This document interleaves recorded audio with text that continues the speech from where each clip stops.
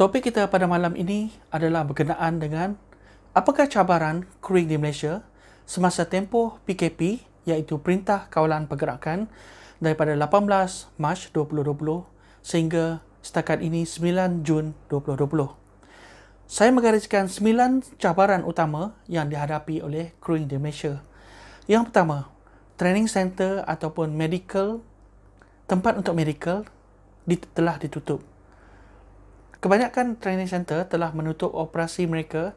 Begitu juga dengan klinik ataupun hospital untuk membuat Marine Medical dan Petronas Medical. Cuma yang terbaru ini, bermula daripada 21 Mei, ada beberapa training center telah memulakan operasi mereka mengikut SOP yang dikeluarkan oleh MITI, dan juga beberapa kursus online telah diwujudkan. Yang kedua, berkenaan dengan flight ticket. Kebanyakan syarikat penerbangan telah menghentikan operasi mereka semasa tempoh PKP. Dan yang terbaru, kebanyakan airline seperti Malindo, AirAsia, Malaysia Airlines, mereka telah memulakan kembali operasi mereka termasuk dengan Maswing.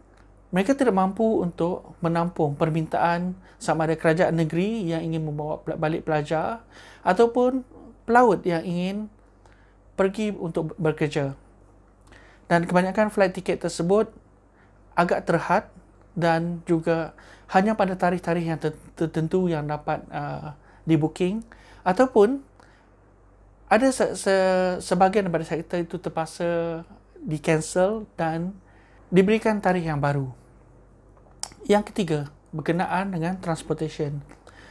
Kebanyakan kru daripada Kemaman, bila mereka ingin balik, selepas bertugas di Kemaman, mereka terpaksa menggunakan sama ada Grab, sama ada taksi ataupun bas daripada Kemaman sampai ke KLIA, dan daripada KLIA mereka akan bertolak ke destinasi masing-masing. Contoh lagi, transportation daripada Sabah Sarawak, contohnya daripada Lawas untuk ke Labuan, Sipitang untuk ke Labuan, Kota Kinabalu untuk ke Labuan, dan juga feri daripada Menubuk untuk ke Labuan juga telah dihentikan operasi buat masa ini. Keempat, pejabat immigration juga ditutup semasa tempoh operasi kecuali pejabat immigration yang terletak di kawasan port. Contohnya Bintulu, Miri, Labuan, KK, Kemaman.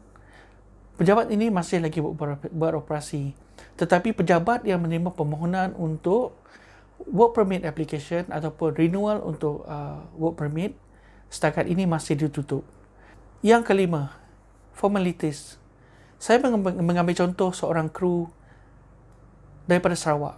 Beliau ingin bekerja di Labuan. Contohnya, pelaut tersebut perlu untuk pergi ke klinik kesihatan ataupun hospital kerajaan yang berdekatan dengan rumahnya, mendapatkan saringan kesihatan dengan membawa borang yang dimuat turun daripada Jabatan Laut, kemudian mendapatkan stamp dan signature dan juga saringan kesihatan daripada klinik ataupun hospital tersebut.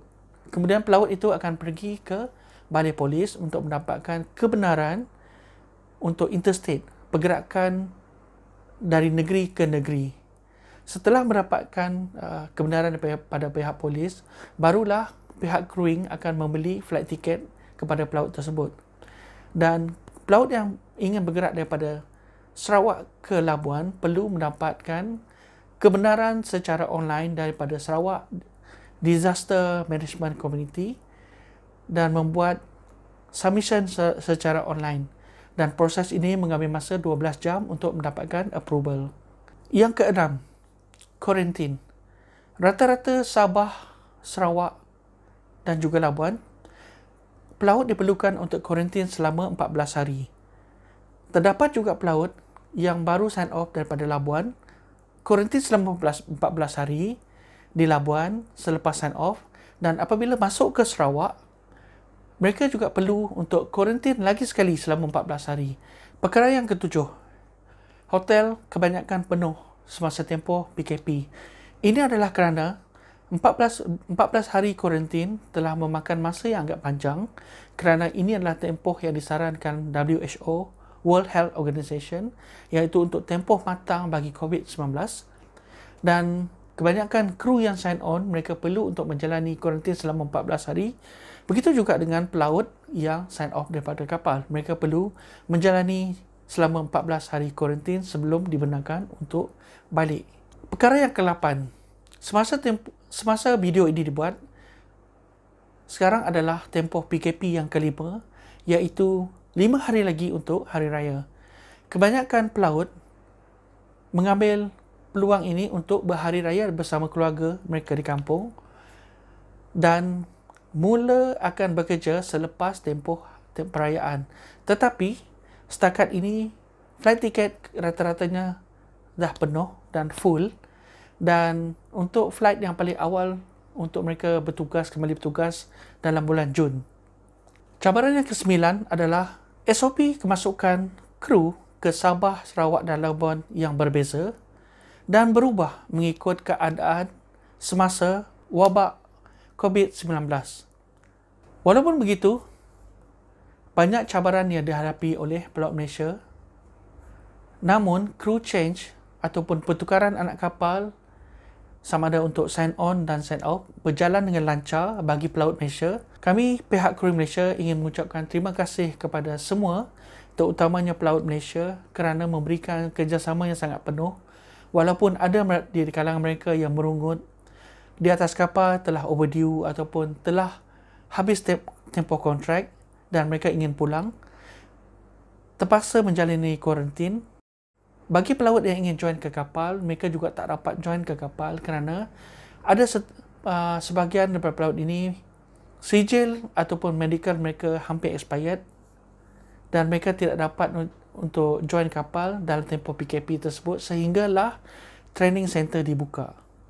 Ketika video ini dibuat, training center telah dibuka bermula pada 21 Mei 2019 dan beberapa kursus STCW telah dijalankan secara online, begitu juga dengan food handling. Terima kasih juga kepada semua yang terlibat membantu pelaut Malaysia. Terima kasih kepada Kerajaan Malaysia, MKN, pihak Petronas, Mosba, Moxie, NGO, Ikmal. Tak lupa juga kepada seluruh crewing di Malaysia kerana bersabar dan kerjasama anda semua sangatlah dihargai. Terima kasih kepada semua.